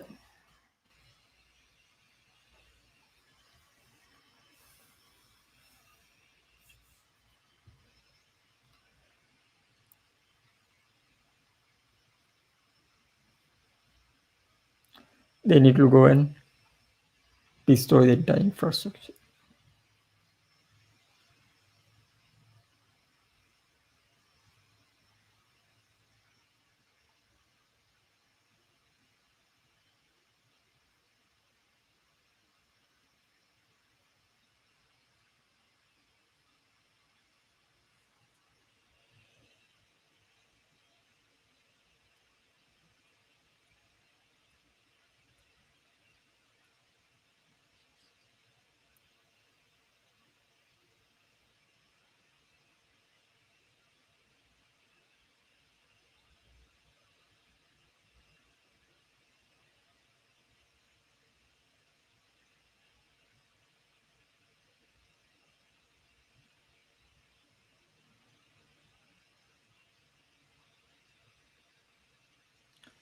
Okay. So the destruction completed on different environments. So this will take a little bit time, right? So until this is happening, we can take any questions. I think we can go for the questions, right? I think you can take on questions, right? Yeah. Yeah. There was a question asked. I think Dilani also answered it. The original question was from Tarak. He was asking about version controlling these Terraform files. How do you just if you have like multiple scripts? The actual question, or do you have a separate repo for it for these files? No, you can use your normal Git, whatever the version control you are using, GitHub or Azure Like for DevOps. example, the thing you have showed, like there are lots of files. Yeah, yeah. Okay. Lots of files plus, and then they might have multiple service scripts. That's what the question, actual question. How? So yeah. Okay. So that How means do you just version control? Yeah, those kind of that things. means that means if you have any other specific files that need to run on these compute. Or like imagine you are just deploying a microservice. Okay. Yeah. So Do you in have that case, anything, any practice you want to know what you're using, any practices? so we usually put those same configuration files in the same with the code base, with the application code base. Then you can use a separate code base for your infrastructure provision as well. Okay. So that's the answer was like, normally you keep them inside your code base, right? Maybe a different folder. Yeah, Or- different folder. You So can. it goes with the code always. Yeah, it will go with the code also. Oh, okay. So okay, that was one question we had. Yeah. Because in the CI/CD you can specify the deployment. There's a task for the deployment process to run. So if Okay. you change anything in these files, will be pick up from that place and change the process. Okay. So I think that's the only question we had on these things. And then you mentioned about the Terraform cloud. That's question from is it free or just we can just try it out? This is free. There's a free plan, so you can just try it out for our testing and those things. Free plan is enough, but in the paid plan, good for the enterprises, like they have sentinels, then policy applying, and other advanced features. So in here you can have only one thing. You can create one organization. You can play around with it, right? Yeah, you can play around. So what do you recommend? Is it like safe to create local Terraform files, execute it, or just keep it in the cloud? So what do you think? Like, what is the best practice for these things?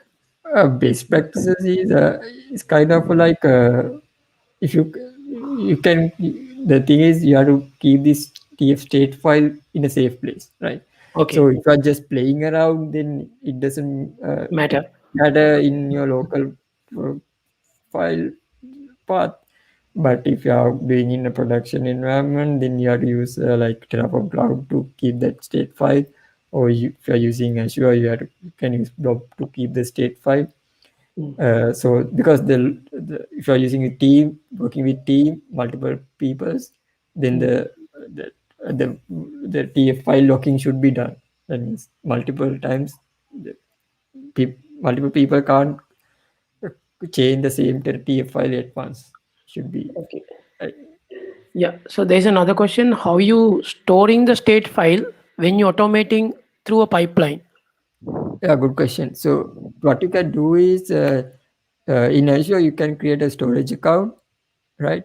Then add those storage account configuration into the TF file backend configuration, right? So then Azure then when the pipeline run, it will go and store that configuration TF state file in your the configure the Azure storage account. Right? So I will show you.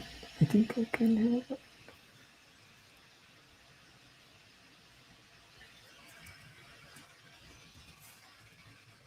So here, if you see backend, Azure, then you have to give these parameters, right? Access key. Then I think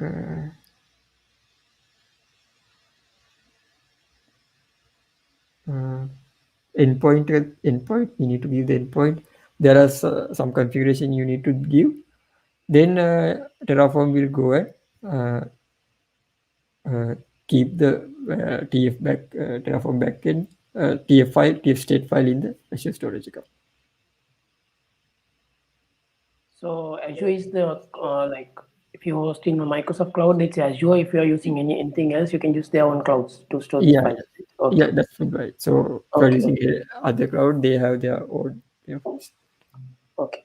So thank you very much, Kasun, for your time and then valuable these sessions. And so I think it's a wrap up today. I think we'll meet on the next month with the same developer forum next month. Again, second Thursday. Mostly will be just let's meet on June.